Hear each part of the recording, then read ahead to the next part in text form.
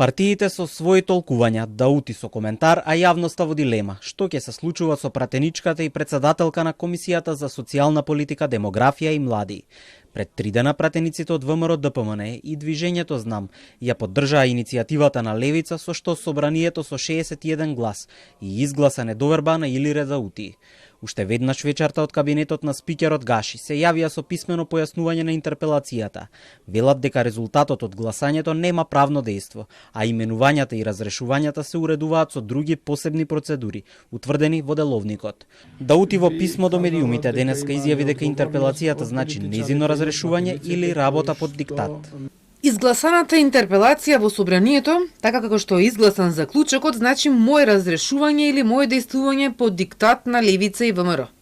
Соочена со изборот помеѓу губење на функцијата председател на комисијата и действување под диктат, според условите поставени од Левица и предложени како заклучок од Африм Гаши, не се сомневам дека ќе ја прифатам слободата на действување како пратеничка, како што сум направила досега, слободно и независно. Секој граѓанин треба да биде таков, без разлика на различноста што ја имаме.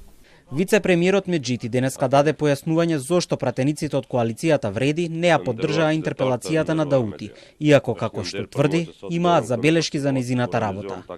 На седницата на собранието, една од 5 точки на дневен ред беше интерпелација за работата на неколкумина министри, меѓу кои и на самиот Меджити. Тоа што само тројца пратеници гласаа за, вице-премиерот толкува дека е израз на поддршка за неговата работа. Потврдувам дека Илире Даути беше председател на комисија и ќе остане председател на комисија.